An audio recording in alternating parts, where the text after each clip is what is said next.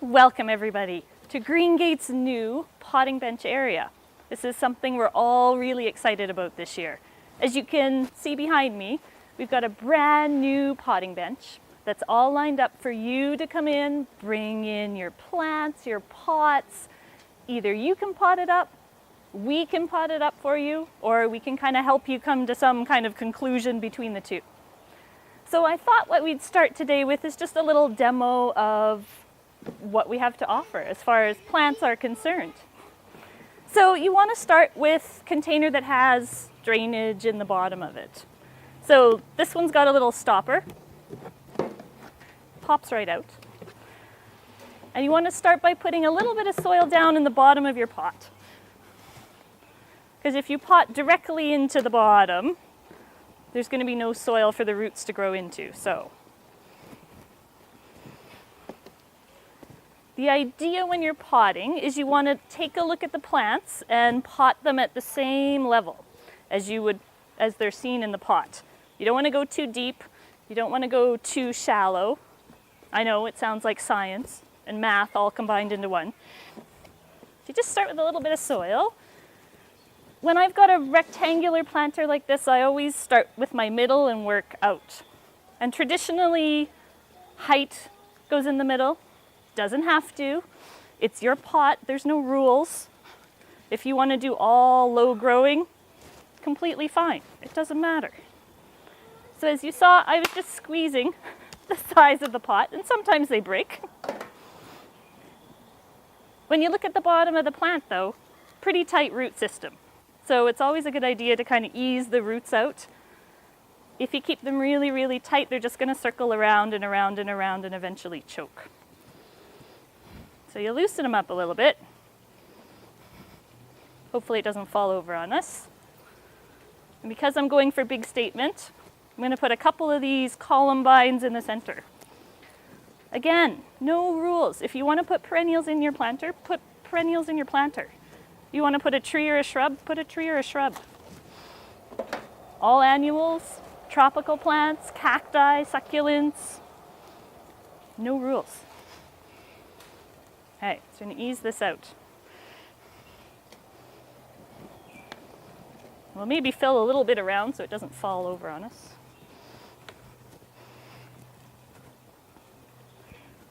So when I do a planter, I usually like to go height in the center, and then something that sort of fills in around, and then something that spills over the edge. Because I don't know about you, but I'm not a big fan of looking at hard plastic. It's nice and light, but you know, not my most attractive feature. So we've got our center set up. I'm going to use petunias because there's nothing easier than a petunia in a planter.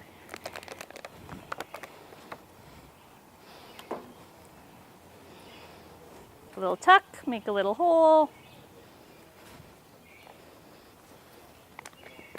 I'll go with a little contrast.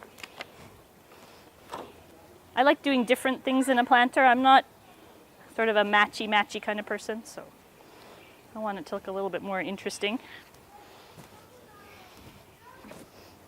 Fill around.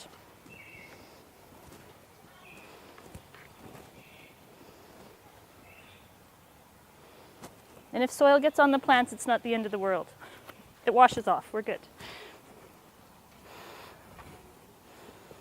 Okay. And then I'm going to put my trailers in the center. So I've got lime green is my favorite go-to color. Goes in sun, goes in shade, looks awesome anytime. And this Angelina is certainly a creeper. So it'll fill in all those little spaces.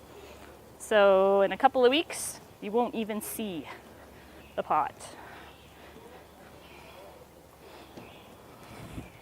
And you know, if you have to move things around and squish things around, it's okay. The plant will forgive you.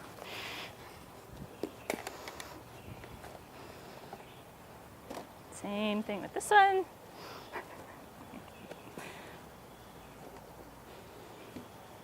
Tuck, tuck, tuck. And this one's a little high.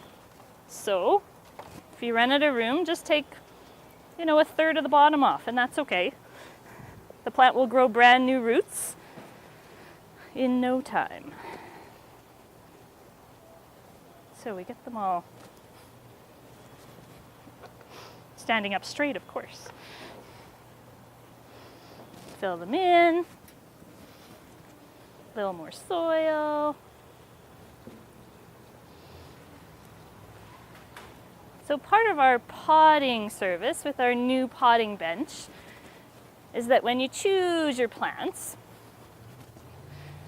and you get them all kind of organized, we will have a flat fee for soil, and with that, we will include a couple of scoops of fertilizer too. So we've got our slow release that we'll just kind of sprinkle around. I mean, plants are hungry just like people, so you got to make sure that they get fed. And there's lots of options for that we can certainly help you out with. Liquid fertilizer, could be granular. Doesn't really matter. There's benefits to both. Okay, so a little fertilizer, a little water on the top.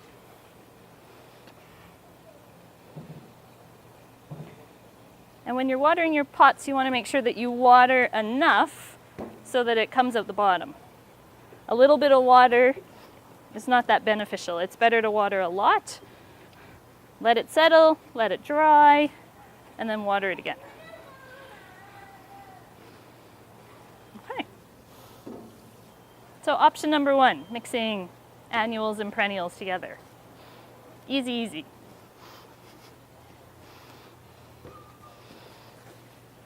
Okay, option number 2. Maybe annuals and perennials, that's not your thing. That's okay. Tropicals are a great plant to put outside. You don't want to put them in the direct sun because you don't want them to sunburn. They sunburn just like we do. But in a shady location or a location that's got a little bit of sun, perfectly well. They work awesome. So in this case, I've got a pot, and I'm sure lots of you have pots like this that don't have drainage in the bottom. Plants aren't too crazy about that. You know, it's very easy to add water, or if it rains or something, and the water just sits and you get this nice swampy mess at the bottom. It's better to plant them in a liner that's got holes in them. I mean, you don't have to get rid of all your pots just because this one doesn't have drainage. You just put a little liner. Could be plastic, could be that corrugated stuff that you see everywhere. It doesn't matter what it is. But we're going to plant in the liner instead. So same idea. Squeeze the pot. Falls all over. A couple of handfuls of soil in the bottom. Okay, 3 handfuls of soil. And I'm going to put this one at the back because I've got a little bit of height, and then I've got these cute little trailing annual flowers. These little Calibrachoa or million bells. And the nice thing about having something that trails is that, like you can kind of see with this one, see how the plastic pot sticks up a little bit? If that's going to bother you, then you just put a trailing plant over it, covers it up. Problem solved.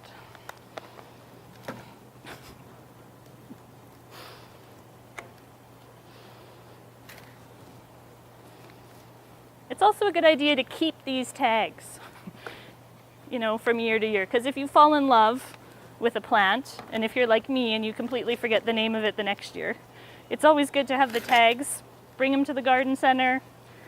Hopefully we've got some, or some will be on its way right away, and we'll be able to give you exactly what you had last year.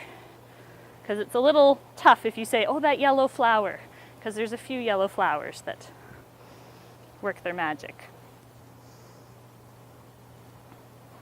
The other thing I'm kind of doing in here is because it's a trailing plant and I want it to fall, I'm putting it at an angle so that it falls faster. I'm going to work with gravity instead of against it. So as this grows out, it'll fall over. A little bit more soil.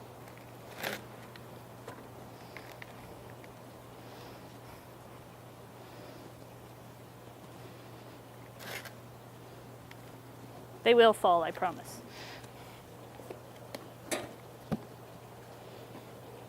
little bit of fertilizer.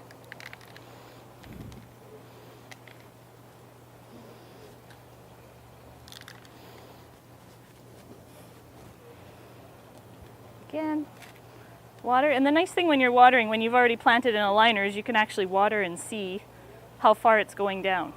Because it is really hard to judge. So in a plastic, clear plastic, it's easier to see how much water. It takes more water than you think it does.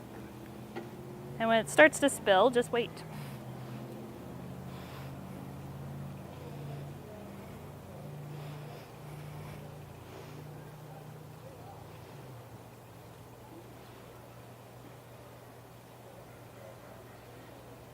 The last little thing we're going to talk about,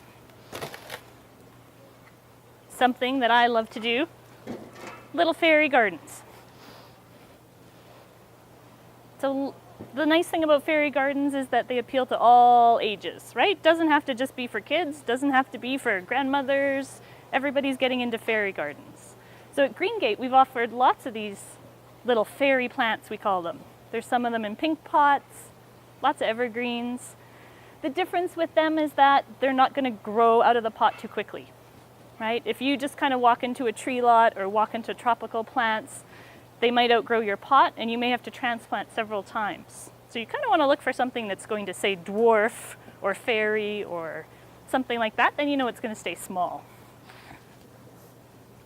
So procedure's the same. Again, I've got a pot with drainage. Start with my little evergreen.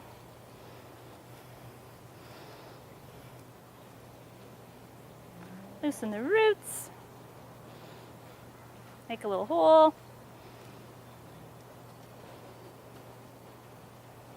This guy's a little high. A little selective pruning. And you want to leave a little space. I mean, you don't want to plant it right up against the side of your pot because you want a little room for roots to grow. We've got our cute little fairy plant.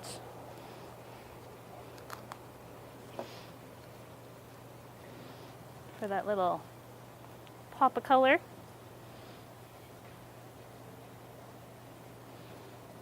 Like that one in the corner. You know, fairy gardens don't have to be some giant thing. They can be just like a cute little pot that sits on your table. Fill in with some soil.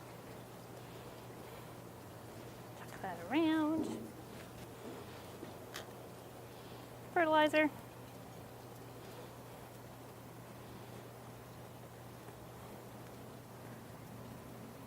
And you can certainly leave this just with soil on top. You could put bark on top. I'm going to go with rocks.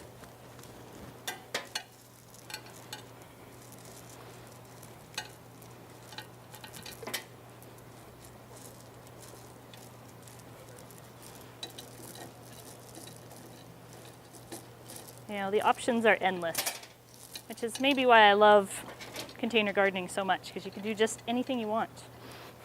No rules, no stress. Get your hands dirty, play in the dirt. And if it's the first time you're ever doing this, then don't be afraid to ask us questions. That's why we're here.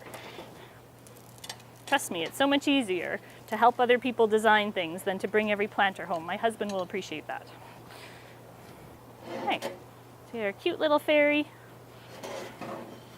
Tuck her under the tree. Accessorize however you like.